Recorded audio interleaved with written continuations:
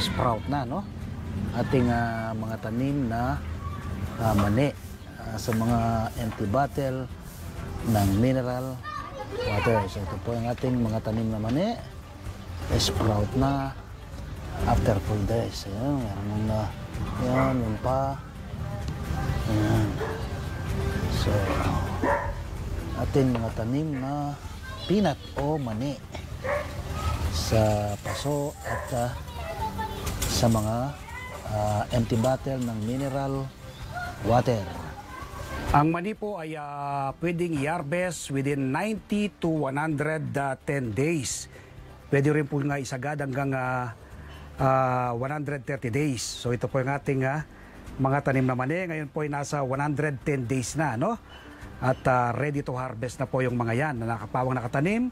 Ito pong una sa paso at ang iba ay nasa bote ng mineral water. So ngayon ay harvest tayo ng ating mga tanim na peanut, ano? Ito po, ating harvestin. Atakin lang po natin, ano? Ayan. Natin lupa, masiksikan lupa. So ayan, oh. Ayan. Gasan po natin. Ayan, oh. So ayan. Ayan. So ngayon, ito namang nasa empty bottle ng mineral water ang ating harvestin. Ito. Ayun. Yan po yung laman, oh. Yung mga laman. Sa kabila. Ayun. Ayan, dami laman ito. Ako, dami laman ito. Yan, oh. Ayun. Kita nyo po, oh. Kita nyo po mga laman, oh. Ito namang isa. Ito po ang ating harvestin. Ayan. So, yan po yung mga laman, oh. Yan po yung mga laman. Ayan, oh.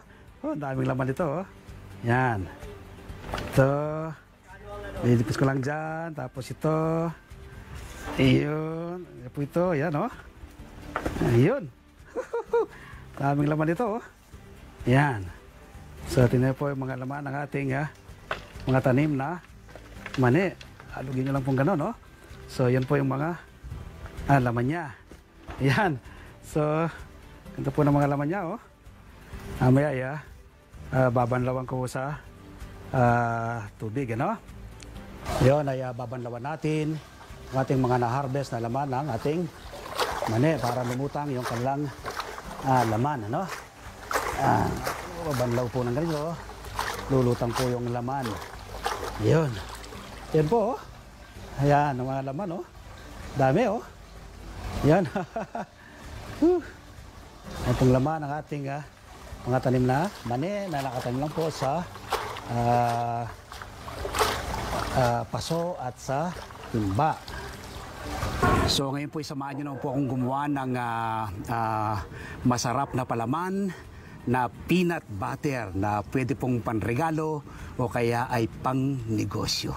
Halip po kayo, samahan nyo ko, gagawa tayo ng peanut butter.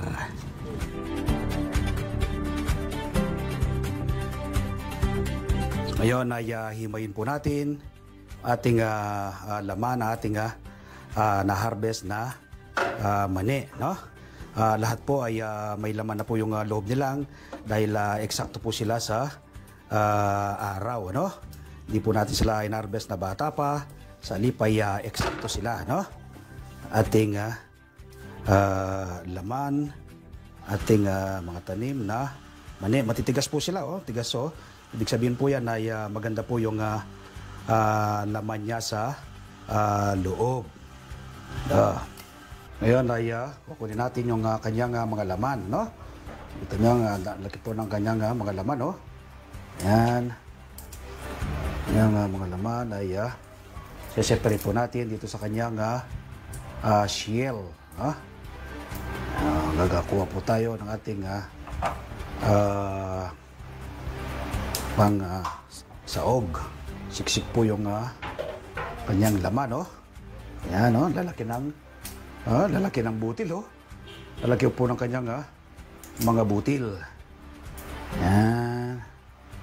Pag bagong harvest, na mani. So ngayon ay sisindan natin kalang at bubusayin na natin ang ating peanut. Itong mani. Yan. Natin ang mani, bubusayin natin.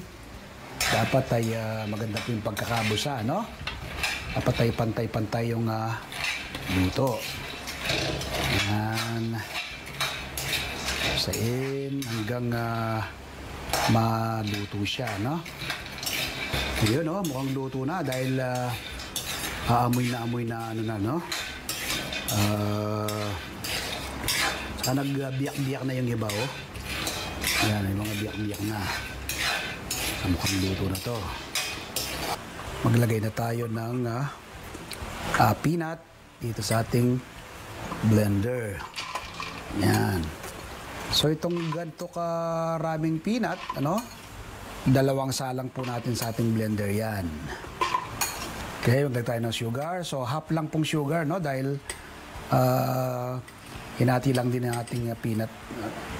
Peanut. Alright. Half na asin. Yan. Okay. Kalating butter.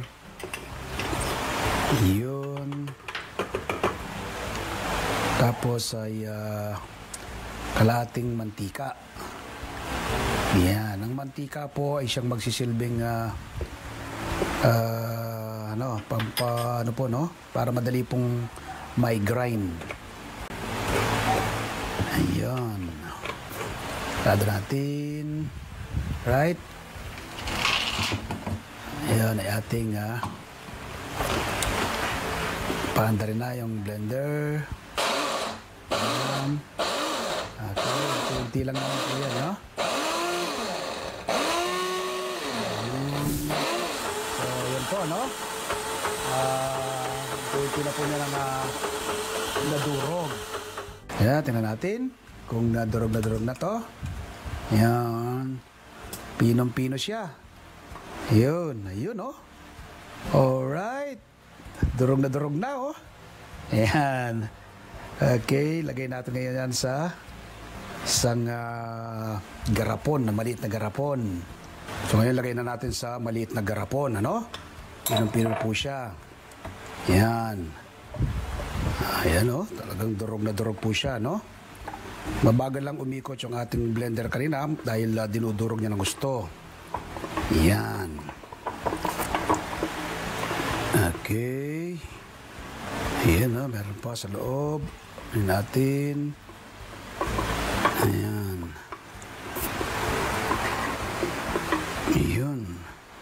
Ang ano, natira dito sa ng blender.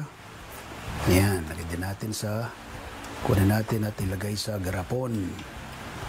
So, ito na yung ating bagong gawang peanut butter ala magsasakang reporter. Ayan. Ito. So, sa maliit na garapon lang, no? Yun.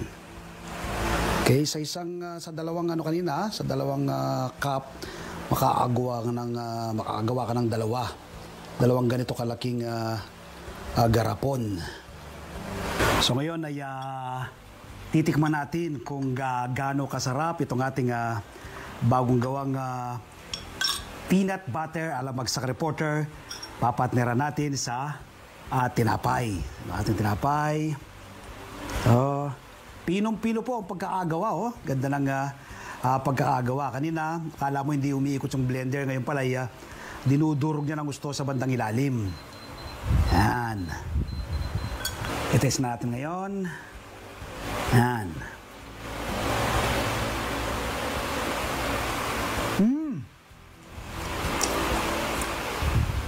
Ang sarap.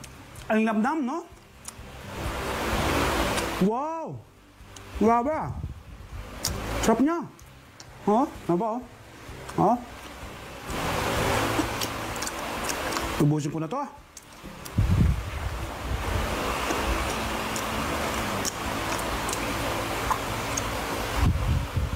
Malinamnam yung ating peanut butter dahil yung ating mani o yung ating peanut kaka-harvest lang, ano? From garden to table.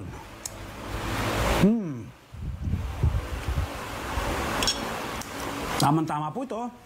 Ngayong holiday season, pwede nyo po itong gawing pangregalo sa mga kaibigan o kaya naman po pangnegosyo. No? Kung gusto nyo kumuha ng marami, mag-mass production ay pwede pong ipangnegosyo ito. Nawa po ay nakapag-share naman ako ng panibagong kaalaman at impormasyon ngayong araw na ito tungkol sa una yung pagtatanim ng mani o peanut sa mga bote ng mineral water at ang pangalawa ay itong paggawa ng masarap at masustansyang peanut butter ala magsasakang reporter. Gumawa rin po kayo nito, no? Malaki pong katipiran at makatitiyak ka na masustansya ang pagsasaluan ng buong pamilya. At siyempre, makakatulong ka pa sa pagpreserba sa ating inang kalikasan. Ako po'y napakarami na ng tanim ng iba't ibang uri ng gulay at prutas, pero patuloy pa po akong nagtatanim. Ako po kasi naniniwala ng pagkakaroon ng seguridad sa pagkain, dapat magsimula sa ating mga tahanan. Food security starts at home. Milyon-milyon ngayon ang nagugutom. Maraming kabataan ang dumaranas ng malnutrisyon. Ito po ang aking nakikitang solusyon.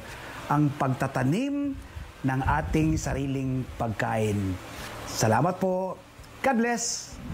Ngayon po isasagutin ko ang ilang tanong ng maraming nanonood dito sa ating show. Ang unang tanong natin ay mula kay Meds Mahinay. Sir Mer, kung wala pong molasses, pwede rin po ba yung asukal na gagamitin sa paggawa ng probiotic fertilizer? Salamat po. Thank you very much sa Meds. Yes, pwede. Ang pwede kong i-recommenda sa iyo ay brown sugar ang gamitin mo. Huwag ang gagamit ng refined o kaya ay white sugar. Ang gamitin mo ay brown sugar. Tanong naman mula kay Rosen Contilio. Hello, magsasaka reporter, pwede po bang paghaluin ang Epsom salt at ang baking soda? Salamat po. Thank you very much, Rosen. Yes, pwedeng paghaluin yan. Ano?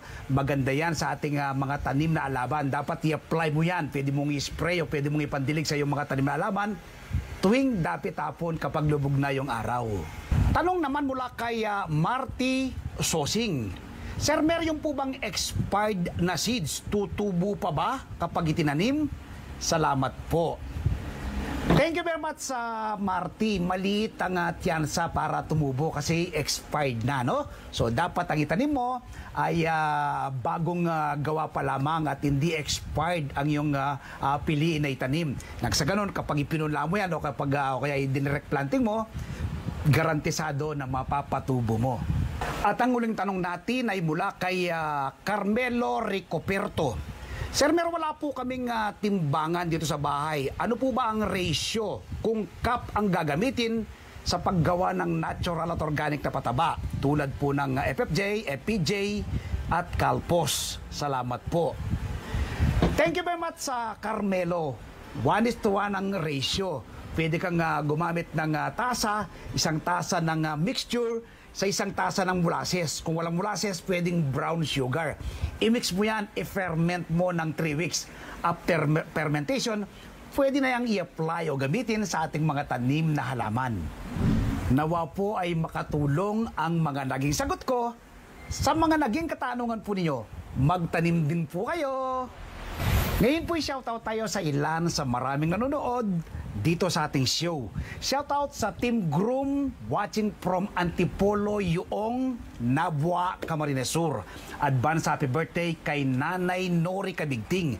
Regards kay Tatay Susing Kabigting, Maria Rubilo Monsod, Ines Magbual, Eva Kilas ng Jerbel Agribis, L.A. Santos Aguilar, Abel Cruz, Alex Giao, Alex Puentes, Joseph Parapina, Ray Nadar, Ma'am Peng Bartolome, Ma'am Fatima Patio, Ma'am Lydia Dison Canlas, Bobet and Josa Kunanan, Eddie and Joserina Alhambra, Nanay Feli Navarra, Dennis Enamor Fajarda, Tatay Amado at Nanay Erlinda Caranto, Romeo and Esosa Fernandez and family, Margie Vargas and Joko Santoyo, Rene Sanggalang, Bong Marcos, Tatay Roberto Riano, Eddie Fina at Jadi Lonillo, watching from Imus, Cavite. Magkita-kita tayong muli dito sa Masaganang Buhay sa susunod na linggo. Ako po si Merlyson, kami ang 1PH, teleserbisyo para sa Pilipino.